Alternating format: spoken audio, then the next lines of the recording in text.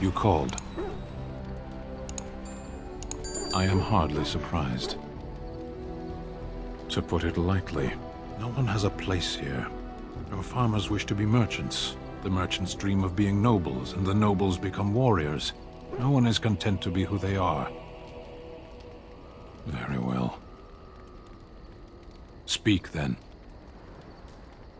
What were they doing? It did not look like it served any purpose.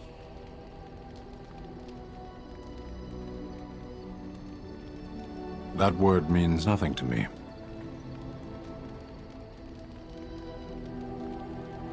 They study. They learn their place in the world.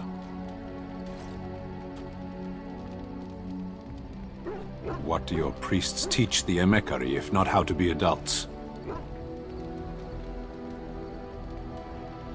Parents, are you speaking nonsense on purpose? If you insist on speaking, use real words.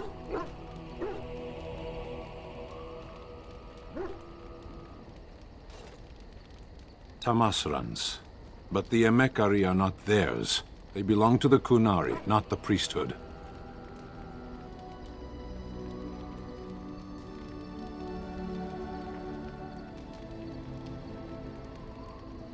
Of course not. The Tamasrans raise the children, they don't bear them. Can we move on?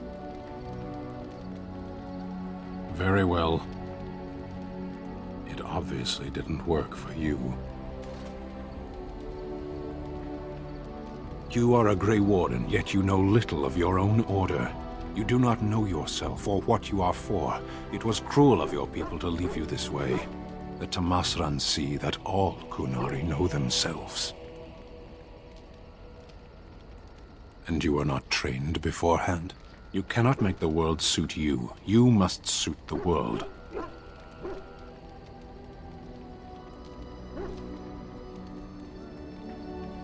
Why do you hesitate? It is your task to fight the Archdemon, isn't it?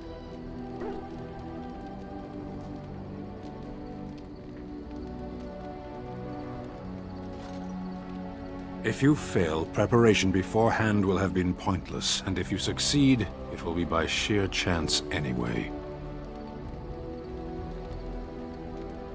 At least we would be going in the right direction. I weary of this. Can we move on? Very well. What makes it mine? It was theirs to begin with. They knew me before I was born. I was birthed on the day they chose, placed in the world by their hands. When I die, it will be the Tamasrans who note my passing. I am their work. What I do is for my people, always.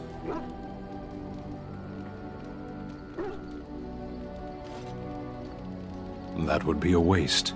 A life is so much greater than a single man. There is little point in pursuing this. We should move on. As you wish.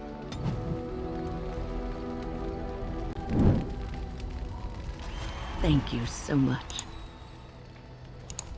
Yes, you led me to an errand. You persisted, even though I was sure all you were going to find was a dead end. I will never be able to repay you for what you've done for me. Finding an errand allowed me to bring that chapter of my life to a close. I feel free. A great weight has been lifted off my heart. This moment, it feels like the moment before the sunrise, when all the world is still, holding its breath, waiting for first light. I can stop thinking about my past and look forward to the future. Thank you, my friend. You will always have my gratitude.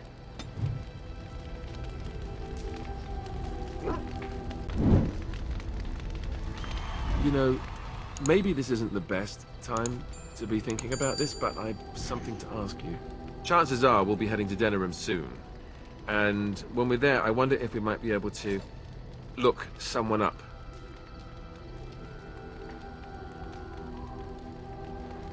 No, I know that. That's not what I'm talking about. The thing is, I have a sister, a half-sister. I told you about my mother, right? She was a servant at Redcliffe Castle and she had a daughter. Only, I never knew about her. I don't think she knew about me either. They kept my birth a secret after all. But after I became a Grey Warden, I did some checking and, well, I found out she's still alive. In Denerim. She's the only real family I have left. The only family not also mixed up in the whole royal thing. I've just been thinking that maybe it's time I went to see her. With the blight coming and everything, I don't know if I'll ever get another chance to see her. Maybe I can help her.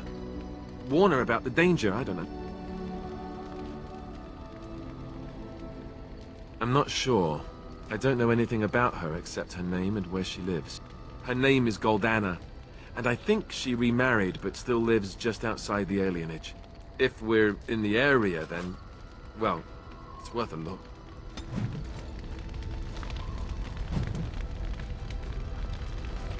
Something on your mind? Of course. You never asked?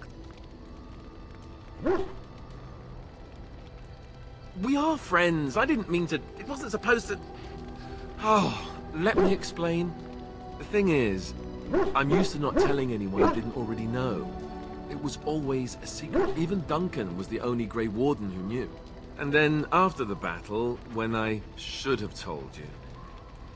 I don't know, it seemed like it was too late by then. How do you just tell someone that?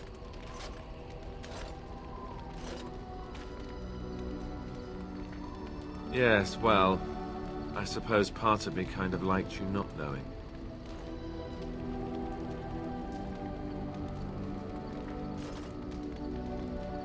More dangerous than the regular kind of danger we've faced since the battle? I don't know about that. It's just that anyone who's ever found out has treated me differently afterwards. I was the bastard prince instead of just being Alistair. I know that must sound stupid to you, but I hate that it shaped my entire life. I never wanted it, and I certainly don't want to be king. The very idea of it terrifies me.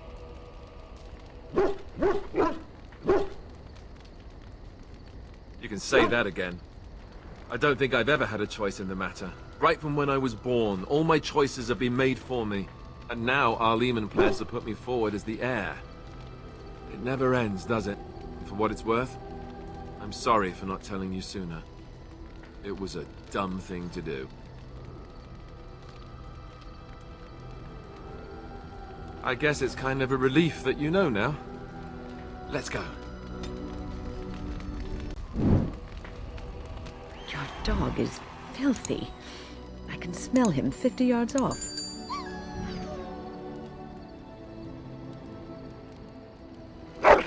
That may be so, but all the same, I would like your permission to bathe him.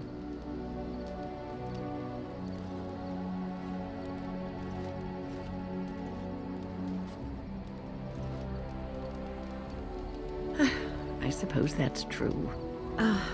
Just make him sleep over on the other side of the camp. With Alistair. With any luck, that will keep all the stench confined to one small area.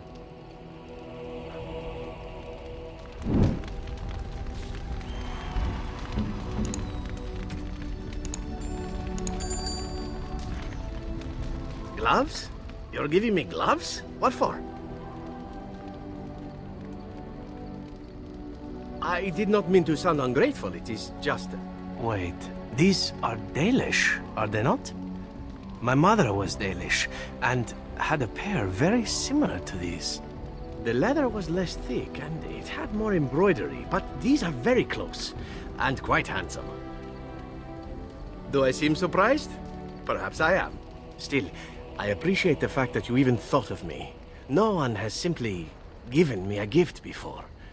Thank you.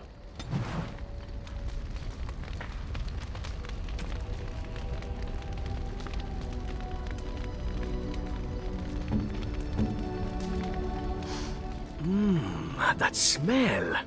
This is Antivan leather, isn't it? I would know that anywhere. I don't know how you found it, but thank you. Now, if only you could find me a prostitute or two, a bowl of fish chowder, and a corrupt politician, I'd really feel like I was home. And they fit as well. Marvelous. What say you? By all means.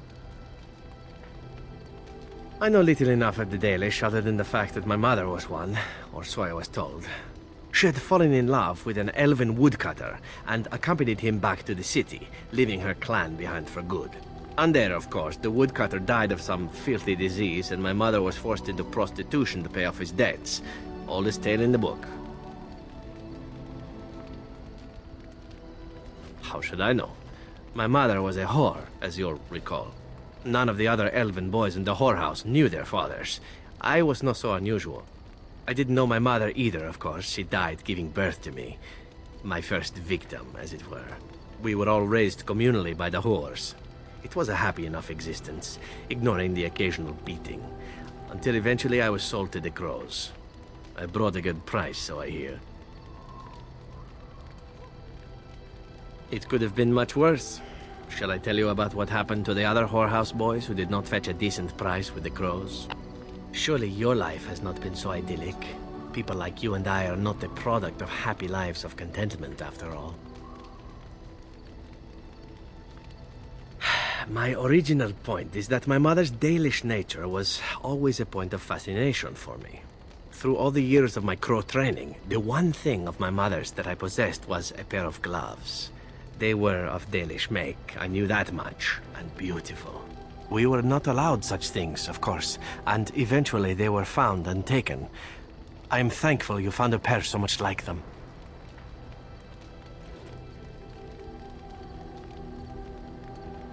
I don't feel anything about them. Oh, we heard about them in the city, even deep in Antiva. I even had the notion once to run off and join them. Naturally, the reality did not live up at all to the fantasies I had constructed as a boy, staring at those gloves. But such is life. Come, enough talk of the Dalish. Let us move on. What say you? By all means. Again? Well now, what might interest you, I wonder? Shall I describe the stages involved with Lanthrax poisoning? I watched a man go through all 7 once. Haha, you have rather macabre tastes, I see. I like that. Let's see, how about the largest battle I ever took part in? That would have been the slaughter of Prince Azrin. Did you hear of that down in these parts? Prince Azrin was 4th in line to the throne, you see.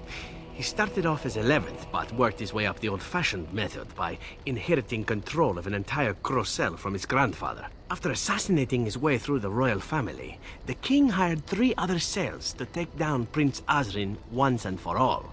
I was in one of those cells. Antivan royalty is very much bound up in the crows. You wouldn't want it run by a bunch of commoners, after all, would you? And this means they get involved in politics quite often. This particular fight nearly bankrupted the nation, I understand. It almost ended up putting a crow on the throne, a commoner, but that's a whole different story. I played a very small part. My part in the entire battle was taken up trying to reach Princess Verina, who had thrown in with her brother. I killed about 11 of her guards personally before I got knocked out of a window. I landed in a river and nearly drowned. I was fished out by some urchins who robbed me blind. Made off with my boots, too.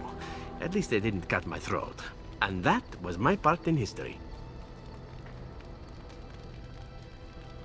I had to find my way back to the safe house, bruised and naked, and thankful to be alive. But there you go. Tale told. Let's be off before I tell more embarrassing stories, huh? What say you? By all means. Well, the only one that's really worth telling is the story of the mission right before I came to Ferelden. But no, I would rather not. I shouldn't have said anything. Perhaps another day. I apologize.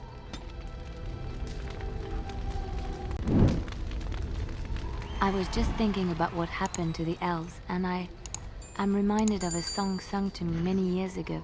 It was when my mother died, and this wise elven woman comforted me and told me that we shouldn't fear death or hate it. Death is just another beginning. One day, We must all shed our earthly bodies to allow our spirits to fly free.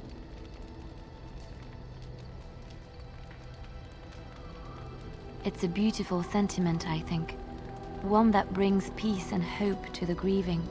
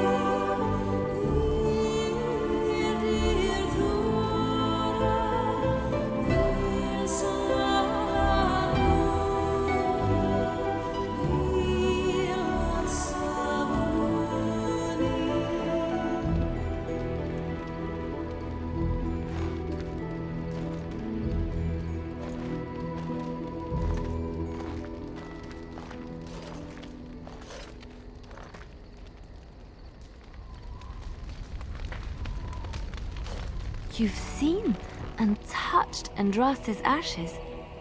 They are the holiest thing on this earth, the remains of the Maker's chosen.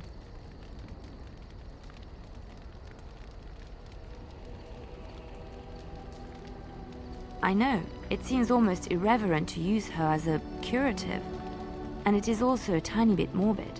I do not know if I am worthy to look upon her.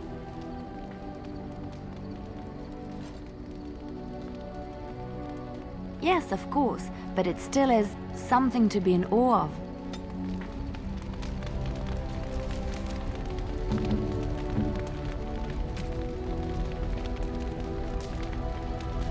Flowers?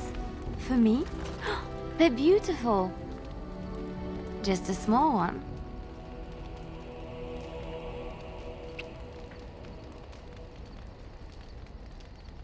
There. And thank you for the flowers. These were her favorite. I haven't seen these in such a long time. They smell just like Mother used to. Thank you. Thank you so much for remembering.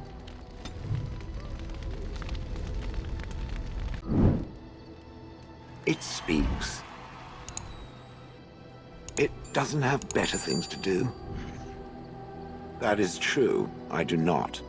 I'm not interested in getting into a discussion on the subject, however. Ask another time. If it is done asking overly obvious questions, let us find some humans to throw off a cliff or something. I notice that you are spending a great deal of time with that girl, the bard.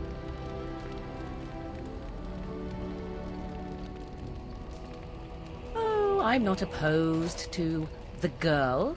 She seems agreeable enough for the sort of man who likes that sort of thing.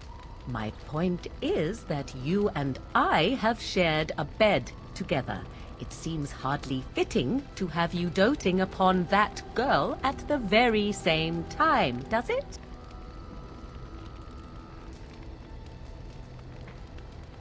Is that so? Perhaps you should make that suggestion to Leliana. I imagine that her reception will be as chilly as mine. The crux of the matter is this. I do not share. If you wish to pursue that girl, that means you do not wish to pursue me. 'Tis all the same to me. I will not be where I am not valued. I simply wish to know where I stand.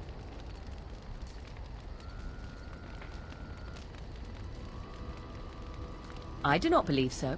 I do not wish to lay claim to you simply because we have been intimate. It was what it was, and if that is to end, then so be it. I will not, however, be dallied with while you openly attend to another woman. Make your choice, and let us be done with it. I am, in fact, her or me. It cannot be that difficult. If she is what you desire, then let us dispense with any further pretense of romance. Go and do as you wish. If there's anything I can do for you, please tell me. It seems a group of Logain's men were ambushed yesterday near Highover. I don't know who did it, but the men were hit while they were camping for the night. A whole lot of them taken by surprise. Their tents were set on fire with arrows, and I hear 24 died. Nasty business. That's what I've heard on the road, anyhow. Take it for what it is. It seems that Sten Logain has responded to the ambush on his men near Highover. Group of his best, hunted down the ones who did it. All of them hunters out of Oswin, Ban Valdric's men. I hear Sten Logain ordered them all strung up on poles. Then they were left up there to starve, pleading for mercy. I hope that isn't true. That's a grim thing to do to someone. That's what I've heard on the road, anyhow. Take it for what it is. Of all the strange news, everyone is talking about some brother in Denerim claiming that the urn of sacred ashes has been found. Actually found. I understand the Chantry is a bit skeptical and probably won't get a chance to deal with the brother's claim until after the war has ended. But it's incredible even so, don't you think? That's what I've heard on the road, anyhow. Take it for what it is. There's outrage over what Sten Logain did to the hunters out of Oswin, letting a man starve, helpless. I think Sten Logain meant that to be a lesson, to make everyone think twice about continuing this fight. It's going to do exactly the opposite, you ask me. That's what I've heard on the road, anyhow. Take it for what it is. There's wonderful news. Arl Eamon has been cured of his strange illness, and not only is he better, but he's also called the nobility to Denerim to settle the succession. Seems he's found some unknown son of Merrick's, of all things, and he says he should be the rightful king. I just hope they finally get to fighting the Darkspawn. That's what I've heard on the road, anyhow. Take it for what it is. More trouble in the land, it seems. As panic begins to rise from the Darkspawn's approach, there's more and more word of riots. Gwarin, Denerim, Highover. There's trouble everywhere. There are people already fleeing north for the free marches. They say that Ferelden's all but lost. You think that's true? That's what I've heard on the road, anyhow. Take it for what it is. Heard from a dwarf the other day that smoke was rising over Oswin. Revolt, he says. Sten Logain is trying to put it down as we speak, but I understand it's not going well. That's what I've heard on the road, anyhow. Take it for what it is. I've heard some strange word out of the Brazilian forest that Dalish elves are being called together to form some kind of army. And it's to help us, not attack us. Doesn't that beat all? When I heard that, I thought for sure we were done for. That's what I've heard on the road, anyhow. Take it for what it is. The blight sickness brought by the Darkspawn is spreading faster than anyone thought. Several sources say that it's even here in Denerim. From what I hear, there's an outbreak in the elven alienage in the city. Others tell me that's not true. Still, it's a frightening thought. That's what I've heard on the road, anyhow. Take it for what it is. I heard a strange rumor the other day. King Cain was not really Merrick's son, you see. Merrick's real son is hidden in the bowels of Denerim's palace and has been since he was born. I suppose they feed him cakes all day to keep him content.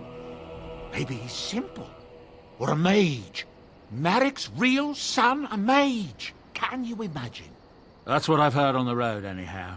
Take it for what it is. I don't know what to tell you. Nothing I can think of at the moment. On your order, Grey Warden. The Jarl was generous, but rushed. Certain areas could see improvement. We're a mercenary force, Warden. Much of our equipment is self-financed. Were you to commit additional funds, we'd upgrade as we saw the need. You witnessed the rarest of things, Warden. The Dalish stand ready to defend Ferelden. We have assembled on a short schedule. Certain factors of equipment could be better. Crafting components would serve best. Basic ones like elf root and deep mushroom. The Circle of Magi stands ready to assist, Grey Warden, as do the Templars of the Chantry. There are always areas to improve on, Grey Warden. The most useful for my talents are runes.